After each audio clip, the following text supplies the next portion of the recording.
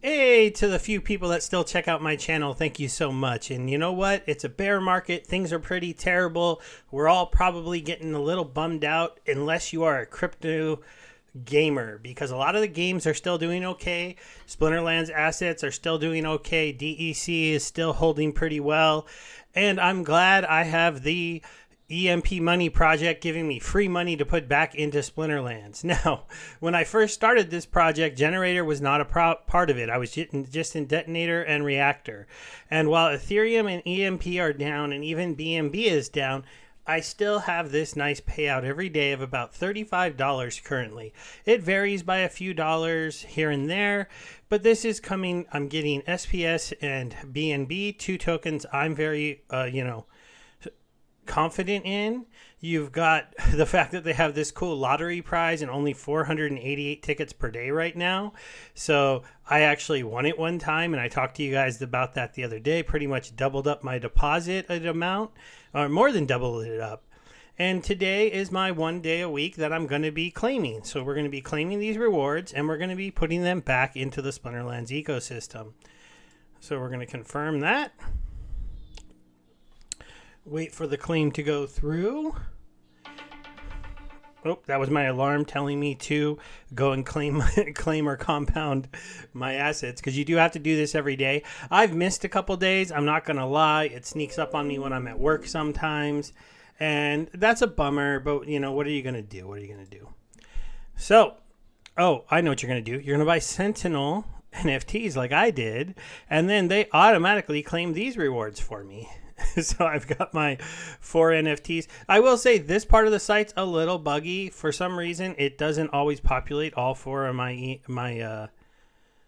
things, but they're on the 5-2 strategy, so they're claiming and then they're paying out. So as you can see, I got about $8 I can claim over there.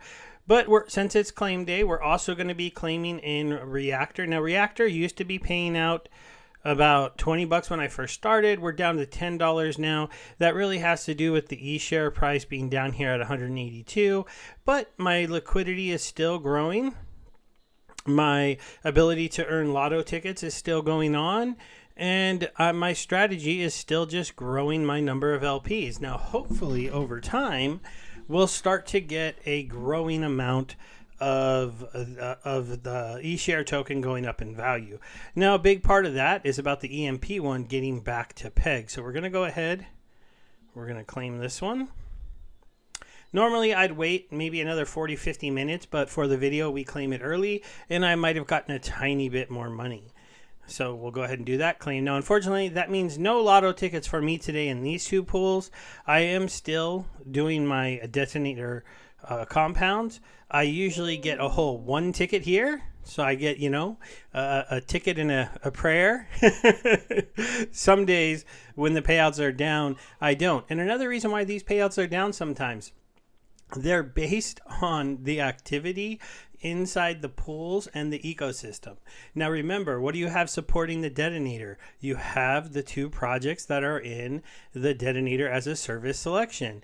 They get a 4% payout from these that it's able to then take and put it into supporting the detonator. What is supporting the reactor? Well, you had the Sentinel project that did a massive, oh look there, now all 4 of them are there. Maybe it's just a little laggy thing. I don't know if mine are rare yet. I'm still waiting for them to have the rarity tools, but they're the PFP project they have over here. I have some videos on the channel if you want to know more about it, but I am getting paid out in the MBD token for Make DeFi Better and this eShare token here. We're not going to go through claiming this today. I'll do a special video for people who are interested showing claiming this and then my options I can do with these 2 tokens. Okay. Now we need to head off to PancakeSwap. We've claimed our tokens. We need to go to liquidity, and we should have some liquidity pairs load up. All right. So we have our B-share BNB, $10. We're going to remove that. 100%. We're going to hit enable. Then we're going to sign. We're going to remove. Now we got 0.18 BNB. We'll try to remember that here. And then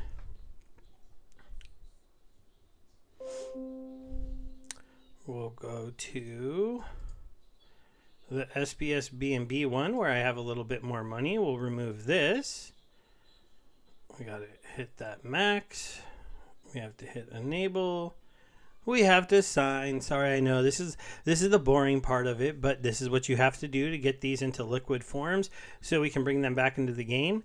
So we had a 1.8 before, so now we're going to have a 7 and then make it an 8.3. So roughly about an 0.083 BNB that we're receiving back today. Now we're not going to want to sell all of that into Splinterlands credits, but we're going to do a bulk of it into Splinterland credits. Did I do the remove command or just the sign? I think I only did the sign. All right.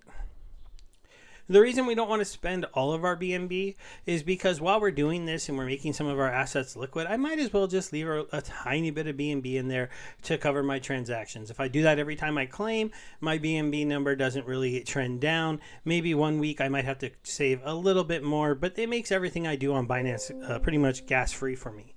All right, that's confirmed. We'll go back here. As you can see, I am taking part in the MBD one.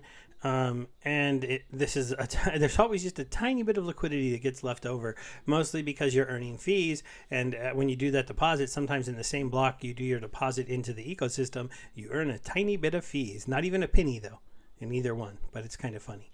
All right, now we're going to go to trade. We're going to swap out all of our eShare. Now, hopefully, when they get back to PEG, this eShare will go up a little bit. And we're going to swap that into EMP because we're trying to help that PEG. This is the infinite loop part of this. We're buying EMP tokens to buy credits within the Splinterlands ecosystem. So we're going to hit the max there. We're going to swap. We're going to confirm that swap. On eShare, we're going to be doing max. So that'll go through. That'll pick me up some EMP tokens. There we go. That went through. Then we're going to trade away some of that BNB that we earned. So I said we earned about 0.083, right? Which is about $22. But we're going to take this down. We're going to make it 7.5, just saving a little bit of that money for our BNB transactions. All right, so we'll swap that out.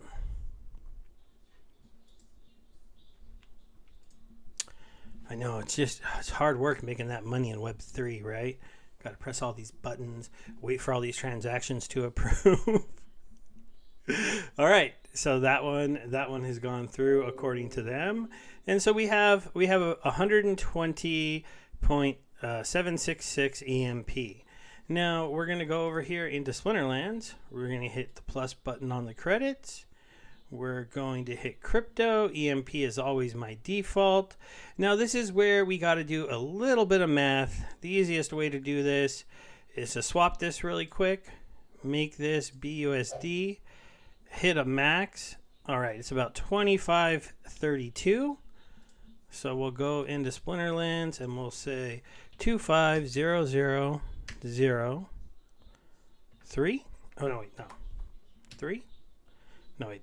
The 3 wouldn't be there. The 3 would be here, I think? No, I was wrong. 253. And then we'll hit buy. Now they want 119 credit, EMP credits for that. Again, how many do I have? I have 120.76. So that means I could buy a little bit more. So we're going to hit cancel. This part can be a little tricky. We'll do 25500. And we'll hit crypto. Oh wait, I forgot to press crypto first. 25500. Buy 120.59. It's a little bit too much. Probably should have just went through with the other one. It's also going to vary depending on the calls that they get, right? So we'll do the 25400. 2540. 120. That's about as good as I could get it. I have 120.76. I'll end up with a little bit of EMP left. We'll confirm this transaction. Da-na-na-na-na-na. Da-na-na. and we wait for Splinterlands to confirm. While this is confirming, I'll just chat a little bit about why I'm always willing to buy these credits. So as you know, I stream on Splinterlands TV on Wednesday nights. I let you guys challenge me, and I buy cards off the market quite frequently, or buy Riftwatcher packs and things like that to be able to give to you out here in the community. This money loop is one of the reasons why I can continue to do that. Yes, I'm taking some of my funds and giving them to you, and sure, Splinterlands gives me a tiny bit of money, but depending on what you guys win, my stream can definitely be in the negative as far as to what I'm paid compared to what I give out. This is what allows me to keep doing that. So hopefully this project continues to keep growing. Now, one of the things to remember specifically about the generator, which the Splinterlands community could get into, is that as long as Splinterlands is paying out rewards to the SPS BNB pair out here on the Binance Smart Chain, then we're going to always have a source of money coming into here. Now, that doesn't mean that you're always going to be seeing your rewards be super high every single day, because as more people enter that pool, the amount of money that this pool gets is less. So if we're not responsible and we don't keep compounding our rewards and we're only pulling it out, we can hurt our own rewards. This is something the community has to do besides the EMP community, but the Splinterlands community that needs to do if they want to embrace this is make sure that they pay attention to this pool balance and try to make it head upwards. Now, it has been heading downwards. We're in a bear market. People are pessimistic. People are trying to get their money back. I understand that, but that is what slows down a project like this, is a kind of short-term thinking, reactionary thinking. You have to have a long-term mindset if you really want to build your liquidity, build your payouts, and have this be a passive income source. All right. We're in the game, and bam, I'm almost back up to $200. So that's how I keep this credit number heading north. I spent a little bit of this money when the Kane airdrop came out because I didn't get enough to get a maxed out one. I went ahead and bought them off the market, and I was able to get one. Buying credits does limit a little bit of what I can do, so normally I just buy individual cards with it. I think that's the best thing for me to do. You could buy packs, but that's better to do with DEC. Now, you could go into a different token, but I'm trying to help the EMP project as being a very responsible member of it, and so buying those EMP tokens and using them to buy credits to then use to go buy cards, I'm helping both ecosystems. That's how you make the infinite loop, because Splinterlands Treasury is receiving those EMP tokens, but they have agreed to never dump them in the market. EMP is earning a whole bunch of SPS tokens. They have also agreed to never dump them on the market. The two treasuries will work together and do swaps when they need to, or they might just be comfortable holding onto that other asset within the DAO. Also, the Splinterlands DAO might have some votes to decide what they're going to do, but the partnership requires us not to just dump them onto the market. Always sell them back to the EMP money team, and they'll give us money for those tokens so that we don't hurt the ecosystems. All right, everybody, the quest for Champion 2 continues. Thank you for hanging out with me again today as I did this example of how I'm just continually adding to my Splinterlands assets, and have a good day.